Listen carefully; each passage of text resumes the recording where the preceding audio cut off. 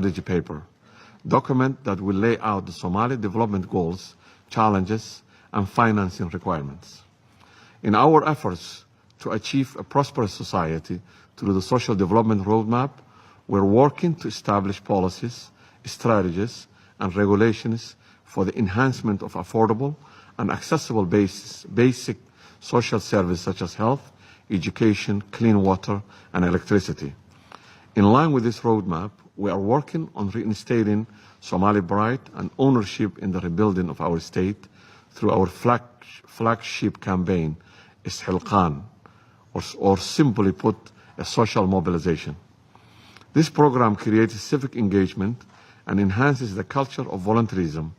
For the first time in our national budget, we have tripled the budget for the delivery of basic social services such as health and education for our people.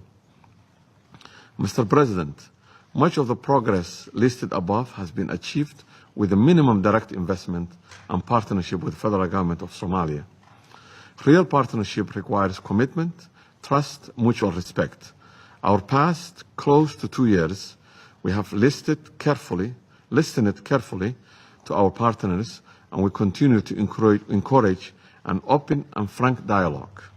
We acknowledge and offer our appreciation to the UN agencies that continue to provide vital support and assistance to the Somali people.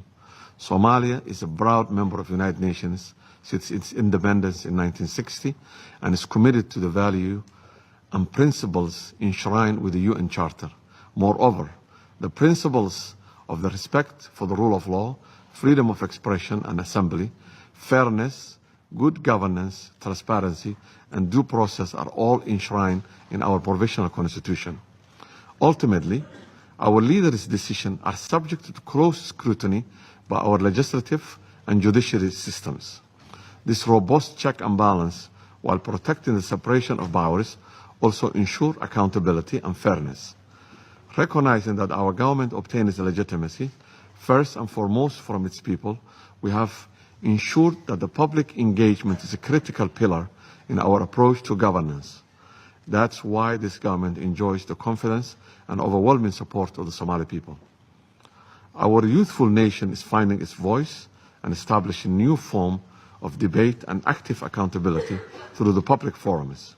We are proud of our active and vocal citizens, and we encourage their engagement with their government and elected officials. We finally believe that our legitimacy, our credibility, ultimately the impact of our decisions depend on the wishes and interests of our people.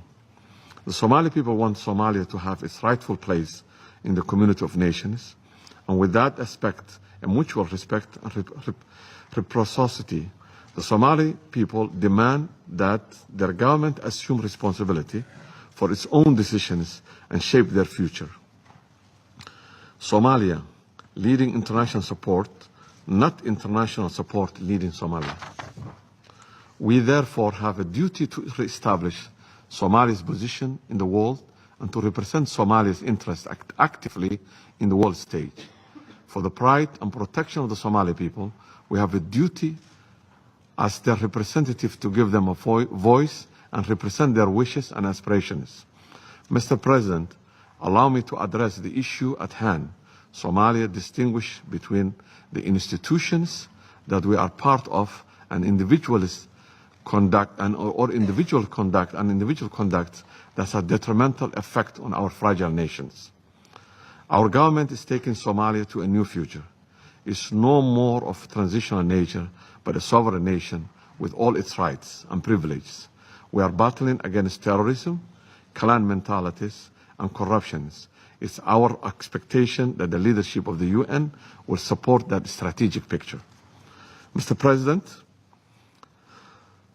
the member states here will agree the proscribed individuals from Al-Shabaab or other terrorist organizations sanctioned by this very institution cannot assume leadership positions without going through a stringent established rehabilitation program. During the last two federal electoral cycles, your representatives in Mogadishu have reiterated again and again that the candidature and potential election of any individual with violent extremism history would represent a regressive step. Therefore, while we strive to reestablish the rule of law and end of culture of impunity, we reject the criticism and attempt to rebrand renewed terrorism as an ice cream salesperson without redeeming themselves. Finally, as a maturing nation undergoing a challenging evolution, we do not shy away from the task ahead of us, as we are hard at work laying foundations for generations to come. The federal government of Somalia remains committed to our reform agenda to establish effective institutions that abide by our Constitution, respect the human rights of all citizens, adhere to international humanitarian laws, and create forces that are accountable, transparent, and able to defend the people, sovereignty, territorial integrity, political independence, and unity of Somalia.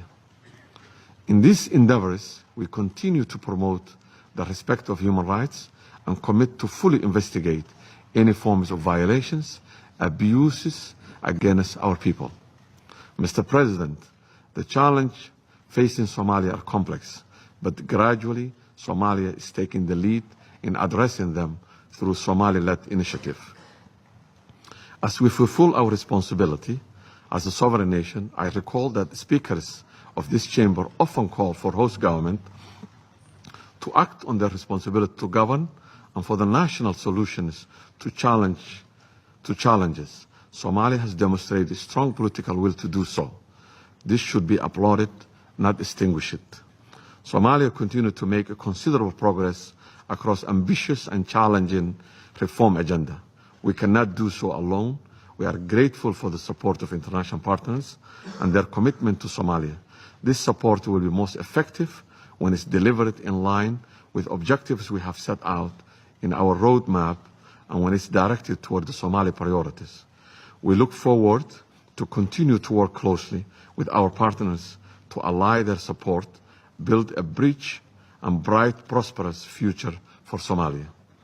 I cannot conclude my remarks without once again reiterating our appeal to the Security Council that the UN and its representatives have duty, even obligation, to respect their mandate and do not interfere in our internal affairs, and let the Somalis control their own destiny. We believe that collaboration with the United Nations on this basis is more likely to bring concrete, positive outcome. With the help of our partners, Somalia is on the right path to recovery from several decades of civil war and anarchy. The Somali government is committed to bringing political stability to the country and will take the necessary measures to maintain those hard-earned gains in accordance with our constitutional and international law. I thank you. I thank the representative of Somalia for his statement. There are no more names inscribed on the list of speakers. I now invite Council members to informal consultations to continue our discussion on the subject. The meeting is adjourned.